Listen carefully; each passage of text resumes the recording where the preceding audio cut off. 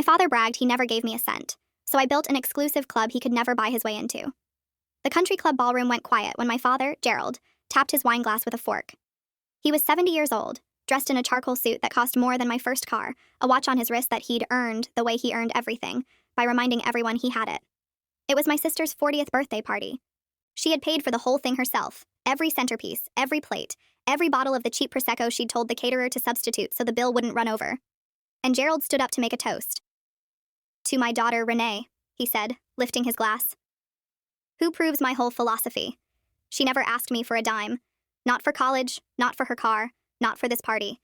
She built everything herself." He paused, and he smiled like he was handing her a gift. "Some of you parents spoil your kids. You hand them money and you make them soft. Not me. I let mine sink or swim. And look at her. She swam." People clapped, because that's what people do at parties. But I was watching Renee. She had her hand around her glass, and her hand was shaking. She kept smiling, because she always smiled, but I saw her jaw tighten and her eyes go glassy. She was 40 years old, and our father had just stood in front of 80 people and called the fact that he'd never helped her a virtue. I leaned over to my brother, Marcus. "Did he just take credit for her not getting anything from him?" "He does it every year," Marcus said quietly. "You just don't come to enough of these to notice." Gerald wasn't done. "I came from nothing," he went on. "Nobody gave me anything, and I'm not in the business of giving handouts either. Even to my own." He chuckled, and a few people chuckled with him. "My kids know. Don't come to me with your handout. Come to me with results." He sat down. He patted Renee's shoulder like he'd just paid her the highest compliment a man could pay. And Renee said, "Thank you, Dad," in this small, flat voice, and she excused herself to the bathroom, and I watched her go, and I felt something cold settle into my chest. I found her by the sinks, gripping the marble counter, not crying, just breathing. "He's proud of it," she said when she saw me. "That's the part. He's actually proud he never helped us." Renee. I cleaned houses at 16, Dana. I cleaned strangers' toilets so I could buy a graphing calculator for AP Calc, and he tells everyone it's because he believed in me. I didn't have anything to say that would help, so I just stood next to her. Through the door, we could hear Gerald laughing at his own joke about something. He had a new Range Rover in the lot outside. He'd shown it to me when I arrived, the keys still in his hand, telling me the dealer had to special order the trim. He'd never once offered me a ride anywhere in my life. "He'll never get it," Renee said.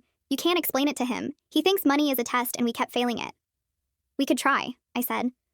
"We could sit him down, all three of us, just tell him." She laughed, and it wasn't a kind laugh. "We have. Remember Marcus's wedding? Marcus stood in the driveway and told him straight out, 'You hurt us, you made us feel worthless.' And Dad nodded along like he was hearing feedback at a board meeting, and then he said, and I quote, 'I hear you, son, and I stand by my methods.' He stood by his methods. To a man telling him those methods broke his children. So we just take it. We always take it." She finally turned and looked at herself in the mirror, fixed her face, the smile sliding back into place out of pure habit. That's the whole skill we learned in that house. Taking it and smiling. That was the night I decided I was going to teach my father the one lesson he'd never learned. Not by explaining it. He didn't respond to explaining. He responded to wanting something he couldn't have. Let me tell you how we got here, because the toast wasn't the start of anything. It was just the most public version of a thing that had been happening our whole lives. My father owned a chain of self-storage facilities, 31 locations across 2 states, the kind of business nobody thinks about until they need it.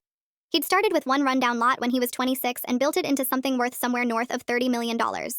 I know the number because he told us the number. Constantly. He'd pull up his accounts on his phone at Sunday dinner and turn the screen toward us. "See that? That's what discipline looks like. That's what nobody handed me." There were 3 of us. Me, Dana, the youngest, Renee, the oldest, and Marcus in the middle. Our mother left when I was 9, and after that it was just Gerald and Gerald's philosophy. The philosophy was simple. He would feed us, house us, and clothe us until we were 18, the bare legal minimum, and not 1 cent more. Everything past that we earned, or we went without. So Renee cleaned houses, Marcus fixed bikes in the garage and then fixed cars at a shop. I worked the register at a pharmacy from the time I was 15, counting back change to old men while my friends went to the movies. We bought our own school clothes. We bought our own supplies. When Marcus needed his wisdom teeth out at 19 and didn't have insurance, Gerald told him to find a sliding scale clinic, it builds character. And Marcus drove 4 hours to a dental school and let students do it for cheap. And the whole time, Gerald spent. He spent like spending was a sport. A new luxury car every 2 years. A week in Cabo every winter. A wine cellar he installed in a house where he lived completely alone, in a 6-bedroom place with 5 empty bedrooms, because his kids had all moved out the second they could. I'm teaching you the value of $1. He'd say every time, like a man reciting scripture. When you make your own money, you'll thank me. We did not thank him. But here's the thing about Gerald that I'd watched my whole life and finally understood that night at Renee's party. He didn't just want to be rich. He needed everyone to know he was rich, and more than that, he needed to belong to things other people couldn't. He had a black card. He had a membership at a golf club with a 2-year waitlist. He talked constantly about a wine club that only took new members by referral. He collected access the way other men collect stamps. If a thing was exclusive, Gerald had to be inside it. Being kept out of something was the only thing in the world that could actually hurt him, so I gave him something to be kept out of. I called Renee and Marcus the Monday after the party. I told them I had an idea, and I told them it was either going to be the best thing I ever did, or the meanest, and I needed them in on it. What is it? Marcus said. We're going to build the one club Dad can't buy his way into, I said, and we're going to make him beg. I'm a graphic designer by trade. I do branding for small companies, which means I know exactly how to make something look real, expensive, and impossible to get into. So over the next 2 weeks, I built the Hartwell Founders Circle. I made a website. A real one, password-gated, with a clean black and gold landing page that didn't actually let you in. I wrote copy that didn't explain anything, because nothing sells exclusivity like refusing to explain. Membership in the Hartwell Founders Circle is by nomination only. We do not advertise. We do not solicit. If you have not been contacted, the circle is not currently considering your candidacy. I invented the premise. The Founders Circle was a private investment syndicate. The pitch was that it pooled capital from a tiny number of families, 12 total, into early-stage deals that weren't available to the public. Pre-IPO tech. Private real estate. The kind of thing rich people are convinced exists just out of their reach. Minimum buy-in, $2 million. And the hook, the part I built specifically for my father, the part I knew would drive him out of his mind. Membership wasn't bought. It was inherited downward. The only way an older family member could be admitted was if a younger family member already inside the circle nominated them. Your kids had to vouch for you. You could be worth $50 million and it didn't matter. If your children weren't members and your children wouldn't sponsor you, you were out. Permanently. The thing Gerald valued most in the world, access, could only be granted by the people he'd spent his whole life refusing to help. Marcus laughed for a full minute when I explained it. You're going to kill him, he said. I'm going to make him understand, I said. There's a difference. Renee was quieter about it. How do we even get it in front of him? He has to find it himself or he'll know. That was the part I'd already figured out. Gerald had a golf buddy named Phil Castellano, a man as obsessed with status as my father was. The two of them locked in a 30-year contest over who had the better watch. Phil could not keep a secret to save his life. If you wanted something to reach Gerald, you told Phil and you swore him to secrecy. So I had Marcus, who actually got along with Phil's son, plant it. Marcus mentioned, casually, over beers, that he and his sisters had gotten into this thing, this Founders Circle, and that it was invitation only, and that he probably shouldn't even be talking about it. He let it slip that the three of us were founding members. He let it slip that the whole structure was hereditary, that members nominated family, and that it was, frankly, kind of awkward in families where the parents hadn't, been close with the kids. Phil's son told Phil. Phil told Gerald inside of a week. The first call came on a Tuesday night. Dana, my father said in the warm voice he used about twice a year. How's my girl? How's work? Fine, Dad. Listen, I heard something interesting. Phil tells me you and your brother and sister got yourselves into some kind of investment group. He chuckled like it was nothing. Founders something. Where'd you hear that? Around, is it true? I let the pause sit. We don't really talk about it. Well, now I'm curious. A little laugh. What is it, some kind of fund? It's a private syndicate, Dad. It's not really a thing I can get into over the phone. A syndicate. I could hear him sitting up.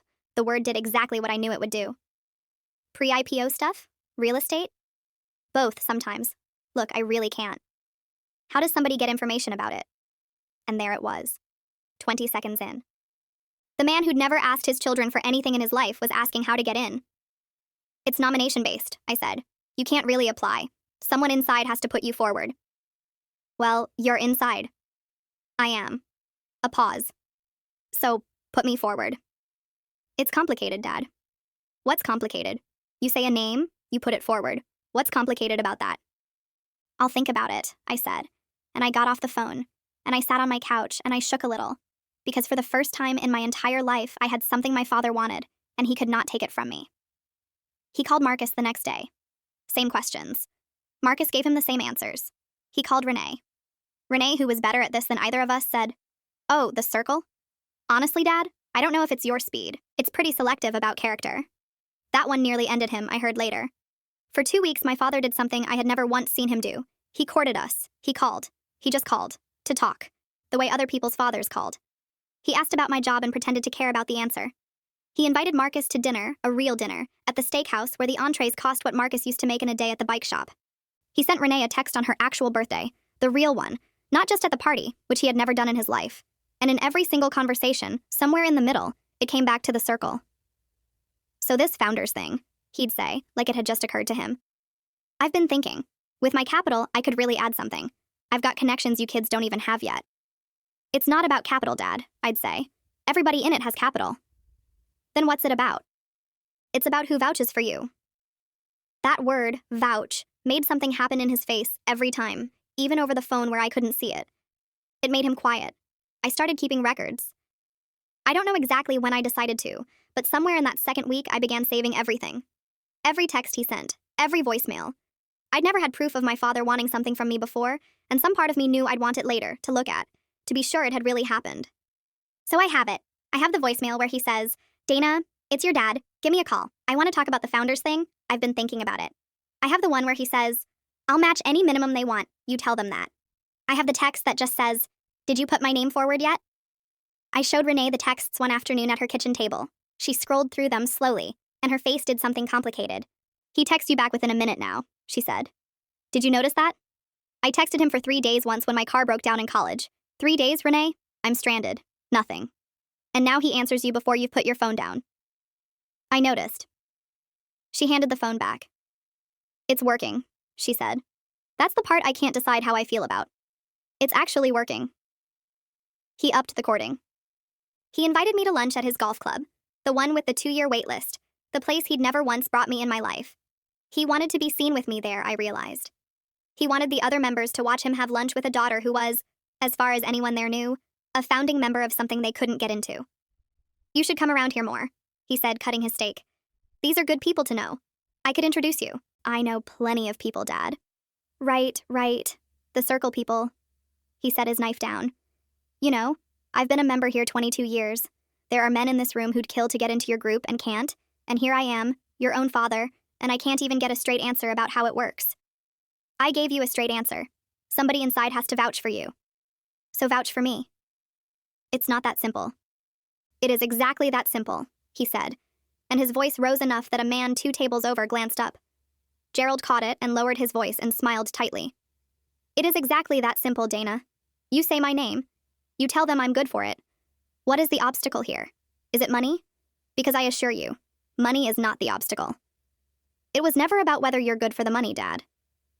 Then what is it about? It's about whether you're the kind of person someone would put their own name behind, I said. That's what vouching is. You're not just saying he has money. You're saying I'll stand next to this man. I'll be associated with him.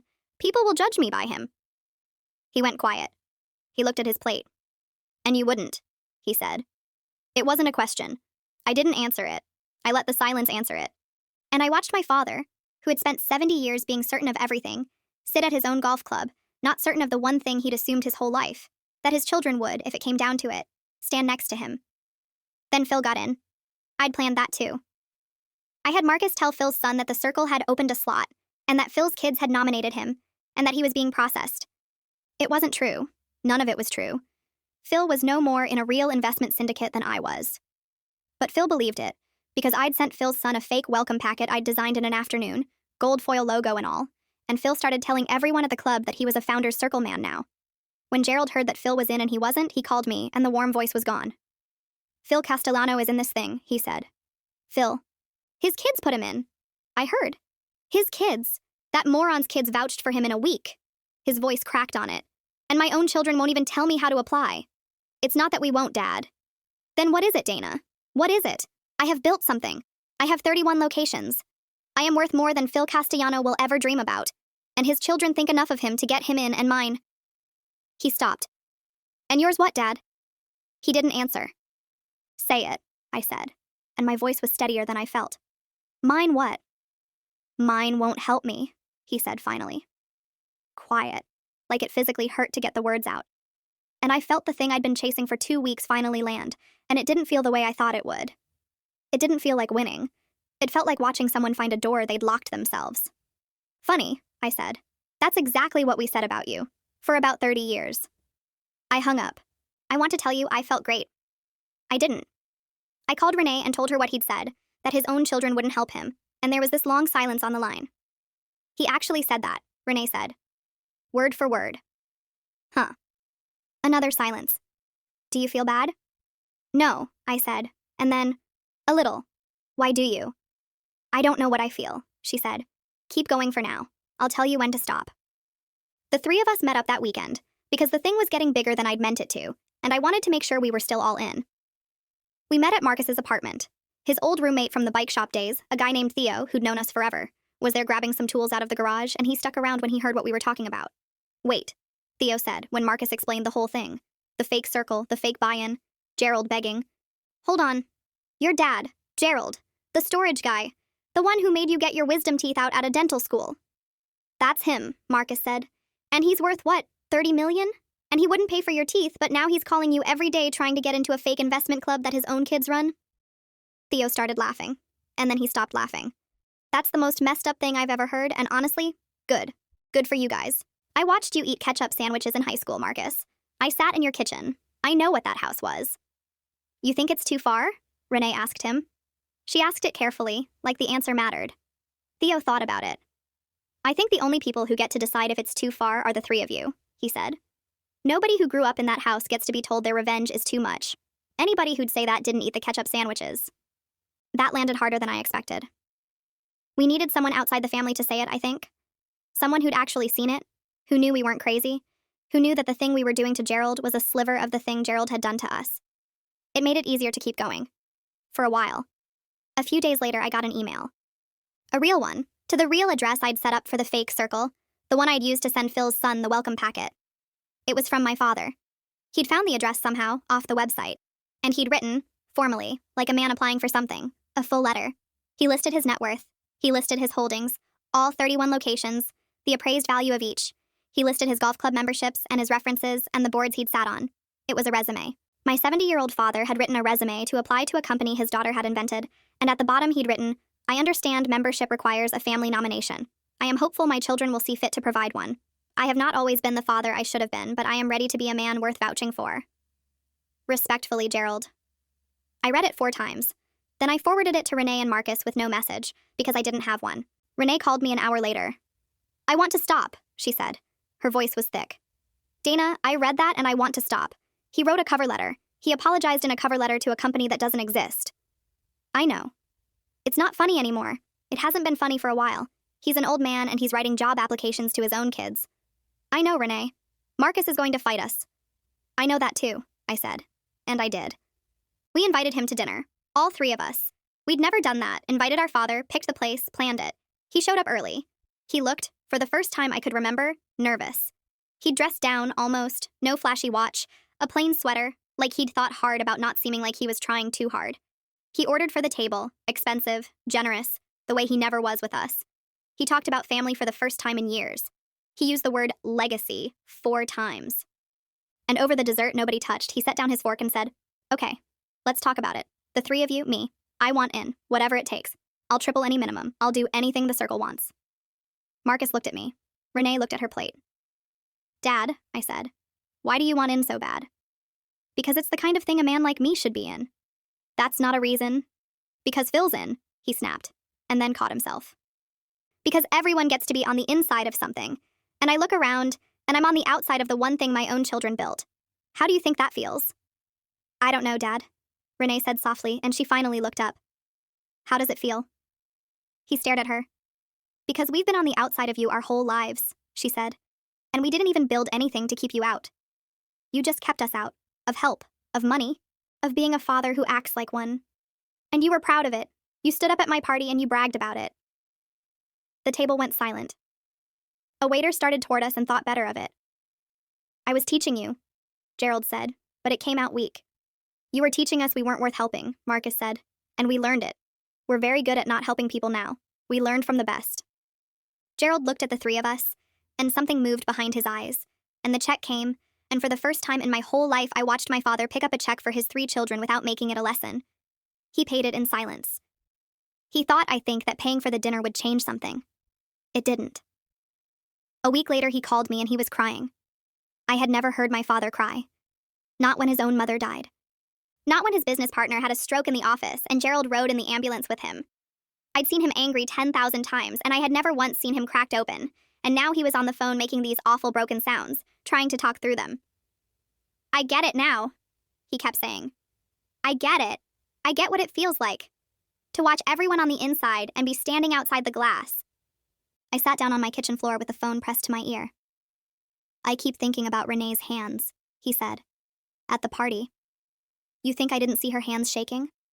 I saw it. I told myself it was the cold. I knew it wasn't the cold. A long, terrible pause. I made my daughter's hands shake at her own party, and I stood up and took credit for it. I didn't say anything. My throat was too tight. I told myself I was making you strong, he said. I think I was just making sure none of you ever needed me, so I'd never have to find out if I'd actually show up. Because what if I tried and I wasn't enough? It was easier to never try and call it a philosophy. I pressed the heel of my hand against my eyes. Is there even a circle, Dana? And there it was. The question I'd been dreading. I should have lied. Part of me wanted to write it out, let the thing fade away, never tell him. But I sat there on my kitchen floor listening to my 70-year-old father cry, and I was so tired of my whole family being built out of things we never said. No, I told him. There's no circle, Dad. I made it up. The crying stopped. Just stopped. A long silence on the line that scared me more than the crying had. You made it up, he said. All of it. The website. The buy-in. The hereditary thing. There's no syndicate. Phil's not in anything. I built it because it was the one thing on earth you couldn't buy and couldn't take and could only get if your kids decided you were worth vouching for. I wanted you to feel it. One time. What it's like to want something from your family and be told no. I waited for the explosion. The old Gerald would have hung up and not spoken to me for a year, and then acted like nothing happened. Instead, he laughed. A small, wet, broken laugh. You built a whole fake company, he said, to teach me a lesson about money. Yeah. That's the most Gerald thing I've ever heard, he said. That's exactly what I would have done. And then he started crying again, but it was different. We met, the four of us, the next weekend, at a diner. Not the steakhouse. A diner with vinyl booths and bottomless coffee because Renee said if we were going to do this, we were going to do it somewhere nobody was performing. I told them on the way in what I'd done, that I'd confessed, that the whole thing was out. Marcus stopped walking in the parking lot. You told him it was fake? He asked me straight out. I couldn't keep lying to him while he was crying, Marcus. Marcus's jaw worked. So now what? Now he gets to be the wounded one? Now we're the cruel kids who built a fake company to torture an old man? You handed him the whole story. He's going to make himself the victim of this. Marcus. No. He turned away, hands on his hips, breathing hard at the asphalt. I delivered pizzas with a broken tooth, Dana. I let dental students drill into my face because he wouldn't spend $200. And the second he sheds a tear, we're supposed to feel bad? You don't get it, Marcus said, rounding on her. You forgive everybody. You forgave him at your own party. He humiliated you in front of 80 people, and you said thank you, Dad. So forgive me if I don't take relationship advice from the family doormat. That's not fair, Renee said. None of it's fair. That's the whole point. He kicked a loose chunk of asphalt. He paid for strangers, Dana said. We don't even know that yet, but knowing him, it's probably true. And you know what that tells me? It tells me he was capable. The whole time. He had it in him to help people. He just decided we weren't worth it. Not couldn't. Wouldn't. That's so much worse. I know it's worse, I said. Then how are you ready to go sit at a diner and let him cry at us? I'm not ready, I said. I just don't think staying angry forever is the same thing as winning. I don't think we're supposed to feel anything, Renee said quietly. I think we just get to decide what we want now. We already got the thing we wanted. He felt it. He knows. So the only question left is whether we want to keep punishing him or whether we want a father. And I don't think we can have both. Marcus didn't say anything for a long time. Then he said, I don't know if I can do the second one. And his voice broke on it. And I realized my brother was holding on to his anger the way you hold on to a railing. Because if he let go, he'd have to feel how far the fall was. We went inside. Gerald was already in a booth. He stood up when he saw us, awkward, not knowing whether to hug us, and none of us moved to make it easier, and he sat back down. He'd brought something. A manila folder. He slid it across the table. Before anybody says anything, he said, I want to show you something, and then you can throw it back in my face if you want. Inside the folder were statements. For years, my father had been quietly paying off medical debt for his employees. Not the executives, the hourly people, the gate attendants, and the cleaners at his 31 storage facilities. A woman whose kid needed chemo.